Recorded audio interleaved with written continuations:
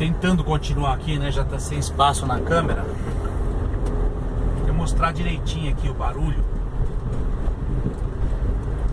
Não sei se tá dando pra perceber o barulho que essa caixa faz.